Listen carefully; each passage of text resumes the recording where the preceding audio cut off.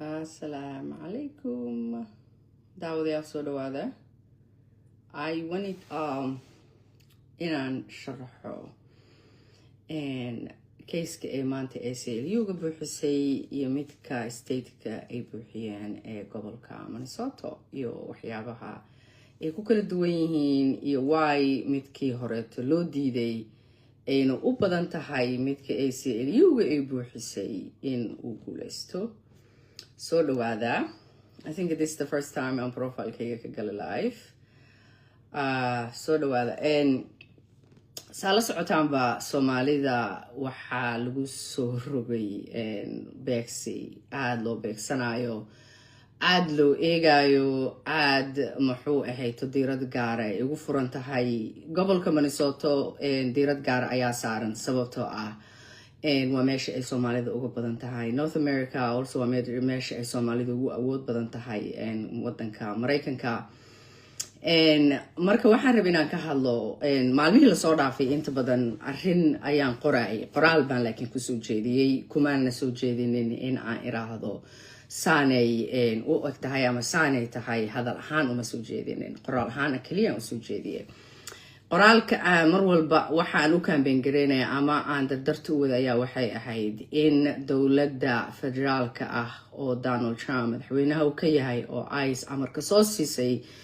in waxa la yiraahdo TRO temporary restraining order lagu qabto. Temporary restraining order ka muxuu yahay ina xasuusataan in kala maqaan travel bank markii uu soo baxay waa xasuusataan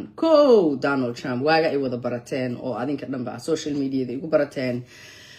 Travel bank waxyaabihii hor istaagay ayaa waxay ahayd allaare TROs injunctions waxyaabaha la yiraahdo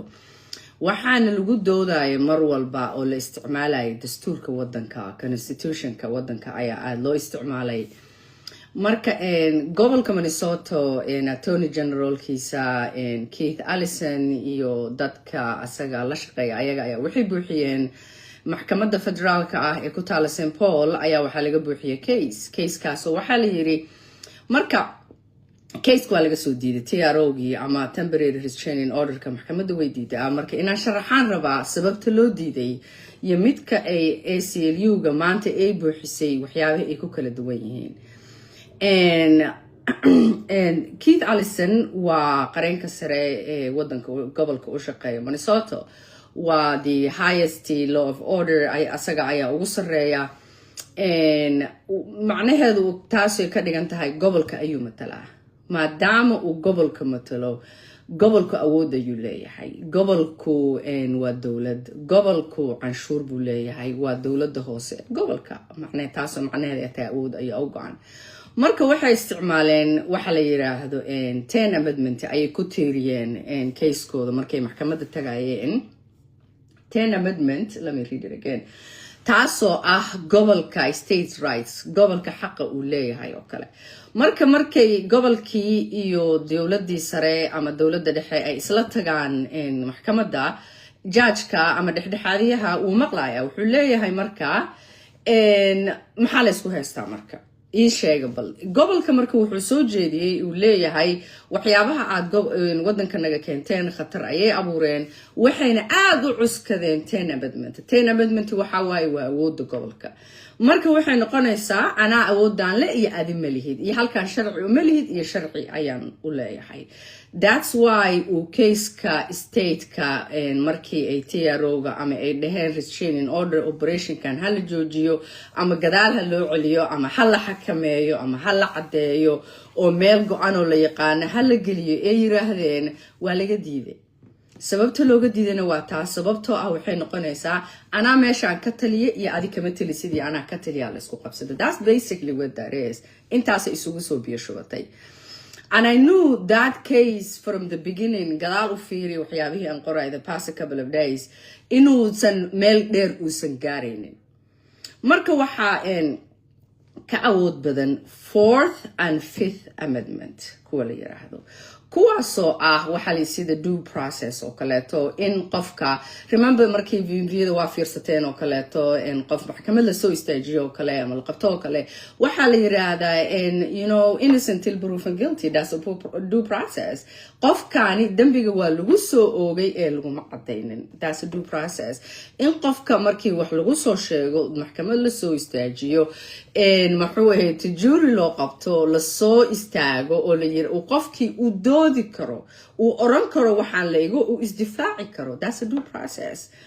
And that is waxyaabaha ACLU ee isticmaashay case-kooda maanta markay buuxinayseen. Yes, that's really good. Also waxay isticmaaleen Fourth Amendment, unlawful searches and seizures. And hadda saad aragteen ba social media waa aragteen ICE waxay sameynaysaa qof kasta istaajinaysaa. sharciyan waa inay warranty haystaan. warranty uu judge soo saxiixay waa inay haystaan. warranty waa inuu magacaaga ku qoran yahay, waa in judge soo saxiixay uu ku qoran yahay taariikhda, a lot of different things. marka hadda basically waxa ay sameynayaan ayaa waxay tahay dadkii istaajinayaan, waxay xirxirayaan dadkii citizenka ah, waxay aad u aflagaadeynayaan oo dilayaan siday gabadhii dileen oo kaleeto Renee Nicole Good oo kaleeto dadkii wadanka u dhashay ay dilayaan oo kale. marka case-ka ACLU-da wuxuu uga duwan yahay case-ka state-ka soo bandhigeen. laba ayay shay oo kala duwan ayay cuskadeen. state-ku wuxuu yiri anaa meeshan ka taliya, state Israel muxuu ahayd authority ayuu isticmaalay. ACLU-ga waxay tiri wiilkii waxay magacaabeen wiilkii yaraa oo yariiska ah markii ICE bilaabanaysa last year. I think right before Christmas ka ahayd umaleena markii wiilka yarka ay qabteen oo 20 jirka wadanka ku dhashay oo xiri jireen wiilkaas ayaa kamid ah dadka ay soo magacaabeen. waxay marka that case wuxuu haddii marka laga yeero TRO-ga oo la yiraahdo restraining order oo temporary ayaa la idinku qabanayaa, waxaad sameynaysaan intaa ka cadeynaysaan, aad ka sheegaysaan waxyaabaha aad sameynaysaan inay sharci yihiin in kaleeto, waa mid aad u fiican. sababtoo waxay joojinaysaa ama ay hakad gelinaysaa ama ay xakameynaysaa the whole operationki dhan ayay istaajinaysaa. ama muxuu ahayd judge-ku wuxuu leeyahay sani talaabadan qaada waxyaabaha aad sameynaysaan. hadda naagta maanta waxay tiri DHS-ka maxaa xukunta waxay tiri dadka citizenka ah waa inay u diyaar garoobaan inay cadeeyaan inay wadanka u dhasheen oo kaleeto. so which means aniga oo kaleeto hadda waa passportkayga aad kaba soo qaad ani Soomaali ah waa la ugaarsanooyaa, that's okay, but kaba soo qaad qof muslim oo kaleeto ama qof madow oo kale ama qof kale, basically that's illegal inay saas sameeyaan. waa arrin aad u legal waa sharci darro inay yiraahdaan saas oo kale. sababtoo sharciyan waxaa ku qoran sharciga in a search warranty ay haystaan, inay traffic istaajiyaan sharci uma laha, inay meeshay rabaan ay garaacaan sharci uma laha. marka case-ka ACLU-ga buuxisatay maanta oo Minnesota ka buuxisay aad ayuu uga awood badan yahay, ugana fiican yahay midka ay state-ka buuxiyeen. state-ku wuxuu yiri anaa meeshan ka taliya. ACLU-da waxay tiri dadkan xaqoodii ayaad ku xadgudubtay, si khaldan ayaad u baartay, maxayda xaqooda dastuuriga ah oo constitutional right-ka ayaad ku xadgudubtay.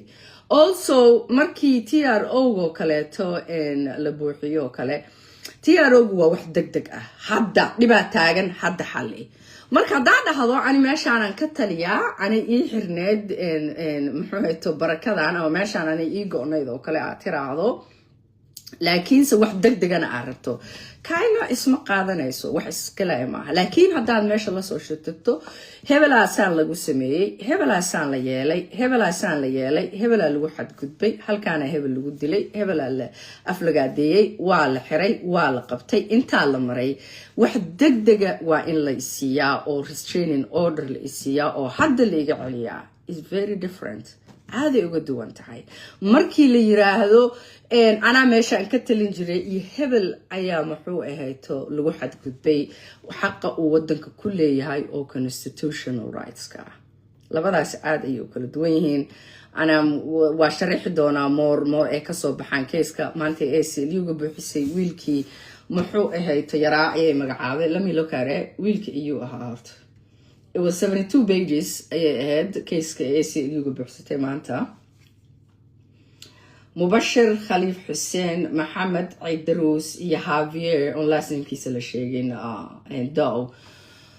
case number 26-324 وحنا لقى بوحية مينيسوتا قبلك أيا لقى بوحية ACLU أيا بوحسي أنا مركا وحيابها أقول لنا وحيابها بدن كقراء مالمي لصورنا فيا وحيا حيد عبسي بدن أيا جرتا دتك دبوين أيا لو جايستي haddii marka communitygu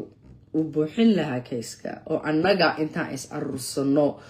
oo aan isu tagno oo aan dacweyno dowladda oo aan maxkamad la tagno wax weyn ayaynu ahaan lahayd sababtoo ah dadka la ugaarsanayo dadka ilmahoodii haweenkoodii waayeelkoodii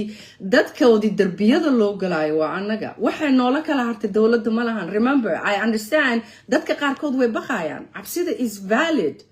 waa wax valid ah cabsidu waa wax jira but like we are at the like waxaan joognaa levelkii ugu sareeyay oo qof la xumeyn karo ama muxuu ahayto la aflagaadeyn karo ama dhibaato loo geysan karo kale hadda dadka Minnesota laga qabtay kale couple of people caawiyay oo Minnesota iga soo waxa la sameeyay straight up within couple of hours or less than 24 hours waxa laga tuuraya Texas Minnesota laga qabtay Texas Houston laga tuuray dadka badankiis so at the highest level oo dad umad dib loo geysan karo wana loo geystay so marka dowladda every little thing ay haysato way la soo baxday marka annaga marka inaan isticmaalno wadanka sharciga u yaala oo maxkamadaha isticmaalno oo aan niraahno muxuu ahayto waana la ku xadgudbay xaqayagii ayaana la ku xadgudbay annagiyo isku duuban ayaan isla soconaa kabacdina case by case ana u codsano TRO-ga as a community remember this also federal wide marka federal markay yihiin haddii Minnesota laga xiro it will be nationwide because ICE operation keeda dhan ayay holinaysaa 100% ma joojin doontaa no sharciga ma maqli doontaa dowladda Donald Trump probably no laakiin adigu waa isku dayday you tried you went there maxkamadii aad tagtay waa dooday naftaada u istaagtay and waad isdifaacday and that's what matters it's not about a lot of times I started writing about these things 10 plus years ago. I did not used to get nobody cared, all of that. That doesn't matter. A lot of times work itself is the goal. Shaqada laftirkeeda ayaa goolka ah. It's not maxaa ka soo bixi doona sababtoo ah berrito haddii dowladdan way tagi doontaa. But waxay sameynaysaa waxa la yiraahdo precedents waxyaab talaabooyin badan oo horey aan loo qaadin ayay qaadaysaa anagayna nagu muxuu ahayd normal looga dhigaysa it's normalizing a lot of illegal stuff anagayna isticmaalaysaa Soomaali haddaan nahay marka anaga as a community haddaan istaagi lahayn non-profit ya badan aan leenahay there's a lot of non-profits every other day there's a non-profit sawir ku jiro oo some type of picture laga qaado that's what non-profits is for non-profitka wuxuu leeyahay ani meesheedu waa ka shaqaysan waayay waa la ii yimid waa la ii hanjabay dadkii aan u adeegi jiray argagax ayaa ku jira kabacdi non-profitka wuxuu apply gareyn karaa oo raadin karaa lacagta la yiraahdo defense fund lacaga badan oo difaaca oo non-profitka ay eligible u yihiin ayaa jira oo shakhsiyaadka ama dadka businessyada kale oo aniga adigoo kale taa aysan eligible u ahayn ama aysan raadsan karin oo kale also is symbolic sababtoo ah dadkan waa lagu soo duulay way istifaaceen sharciga isticmaaleen sharciga barteen the one thing that bothered me oo aad ii dhibtay ayaa waxay tahay every time I say maxkamadda hala aado disada Soomaaliya dimuqraadiga Soomaalida culays ku mees war hadda dimuqraadiga maxay ku qabanayaan afkan cuntada lagu geliyo ma rabtaa because at this point waa lagu hadlay that is waa lagu dooday sharcigii wadanku yaala wadanka sharci baad ku leedahay dhalashaad ku haysataa xaq baad ku leedahay xaqaaga aad raadso you know Soomaalida waxay dhahdaa af joogay adimo loo admina loo ma adeego at this trust me I never thought in arki doono the day aan dimuqraadiga difaaci doono but that is wrong bisababtoo ah in cuntada afka lagu geliyo ma rabtaa soo aad qofka waa adiga qofka lagu soo duulay waa tiro badan nahay awoodaan leenahay waxana la kugu soo duulayna markii hore ayaa waxay tahay dad muuqda ayaan nahay dad muslim ayaan nahay dad madoow ayaan nahay nimanka cunsuriyaasha ah waxyaabo badan ay rabaan inay dabagediyaan anagayna isticmaalayaan and we are easy target u fudud ayaan nahay marka dimuqraadiyo ama republic it doesn't matter officialska there is so much they can do awoodooda aad ayay xadidantaa sababtoo hadda taa ujeedaan Keith Allison wuu dadaalay but Keith Allison Soomaaliga Caramel iyo 24ka ama Cleveland Avenue magaaladanada lagu istaajinaya asaga ma aha it's us non-profit-yada lacagta buuxinayo oo dadka caawiyo oo dadka muxuu ahayd daryeelana asaga ma aha that's us waa anaga muxuu ahayd mayorka oo kaleeto inuu ku hadlo hadda anaga gobolkanaga oo kale odagaan I never thought the day and Frank Dwayne noqon doono inay dhici doonto odayga gobolkan governorka oo ah Soomaalida wuu difaacay a lot of times qofka ugu sareeyo oo republicana oo Soomaalida garab istaaga ayuu noqday adinaasi wada kami isma dhehaynin muxuu Dwayne ayaa Soomaalida u hadli doona ama dhihi doona dadkan fraudka and they tried and a lot of times the people think ataan kaliya maaha this is politics siyaasaddu sideedaba dan ayay leedahay saaxiib ma laha sababtoo ah election ay u socotaa Ohio kursi ayaa loo tartamayaa Sherrod Brown ayaa soo noqon raba ninkii ku-xigeenkiisa ahaan jiray asaga oo gobernatoore ku-xigeenka ahaa oo JD Vance markuu Donald Trump watay kursigiisii la siiyey lama dooranin ninkaas kursiga waa loo magacaabay he needs to run muxuu hasted ayaa la dhahaa you know maadaama ay tahay ninkaas inuu ordo ninkaasna for a long time muxuu ahayto scandal ayaa ku dul wareegaysay lacag badanaa la xaray scandal aad weyn oo Soomaalida xataa nothing ay noqonayso Ohio ka dhacday couple years back maadaama ay taasi dhacday they own crisis GOP da Ohio qabtaa marka inay iska sii jeediyaan qiica ku soo furmaayo oo Soomaalida afraad sameysay inta la mar inta la istaagay dhahayaan it's very easy it's not like inaas xan ku sameynayaan oo kale but sometimes a lot of times people waxay leeyihiin hadii lagu diido you tried you don't have to succeed ina ku guuleysata ma also it's very symbolic dadkii lagu soo duulay maxkamaday tageen maxkamadaha awoodda ay leeyihiin idin sheegaa markii ay muxuu ahayd dawladda Donald Trump ay aqalka hoose rabtaa inay xajisato dawladda Donald Trump Texas waa gobol aad weyn waxay dhaheen registerkina sameynayna kuraasta waa dabagadinayna dimuqraadiga dhan meeshan ka tuurayna remember Newsom wuxuu yiri anigana redistricting sameynaya kulligiinba miiska waa idinka wada tuuraya because California is the biggest state waa stateka ugu weyn waa la isku qabsaday election la aaday dadka California way u codeen haddana saasoo GOP da way ku qabsatay maxkamada la aaday hadda maalshalmeed ma samaantay mar u jeedo there's too much happening telefoonka ma kala istaago anyway muxuu ahayto Newsom guulu gaaray waa loo celiyay because doorashu soo galiyay doorashadii soo gashay waxaa lagu yiri redistricting-kaaga waad sameyn kartaa meesha waa la gorgortamooya that's the one thing I want my people inay bartaan maxkamadahana lagu gorgortamaa xaqaaga raadso cid ku doodayso male because the Republicanka ayaga bilaabeen Texas ay tageen waxay dhaheen redistricting aan sameynayna dimuqraadiga meesha ka saarayna gobolka ugu weynaa oo dimuqraadiga oo California meesha soo garay wuxuu yiri you know that's saying America that hold my beer but isugu yiri horta bal ii qabtaane and that's election u aaday wuxuu rabay ayuu helay wuu dabagadiyay dan waa lagu qabsaday maxkamada la isla aaday wuu dooday wuu istaagay xaqiisii waa la soo siiyay hadda and I'm so looking forward to meesha taas ka dhici doonto I'm giving that example kaas dadka waxaan u siiyay to show people haddii aad xaqaagu istaagto oo aad qof danihiisa u kaca aad tahay muxuu ahayto in gadaal lagaaga bixi doono this is a very very defining moment I don't think Mareykanka 20 sano jooga sanadkana 20 ano high school ka dhigtaa imid muxuu ahayto weliga inaan arkay Mareykanka oo saan oo kale and I don't think haddaan noolahay 20 sano soo socoto inay saan dhici doonto this is a very defining moment I hope people see that dadka inay u jeedaan waxa meeshan ka socda Mareykanka waa lagu kala gorgortamooyaa so my people please stand up for your rights Republican or Democrat heblaaya la doorto iyo caliya la doorto no there is so much ay ku qaban karaan adi waxa aan naftaada u qaban kartid oo adi aad sameyn kartid yow haddii ayuutooyinka la aruuriyo markii laananka calanadan oo istibrinto meelaha la warwarfinaayo oo heblaayo qabiil hebel calan hebel qabsade iyo that's a different feeling I have, don't even ask me. Anyway, lacagaha la soo aruuriyo iyo airborradan laga dikrinayo oo muxuu ahayd I don't get it. Waa calanka marka loogu sharaxaa, that's a different story. Let me not get sidetracked. La isugu imaanayo kale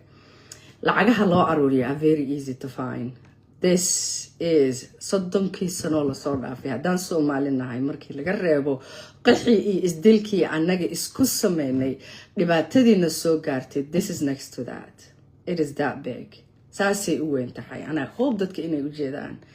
Trust me, like these days I ride a lot and I'm tired because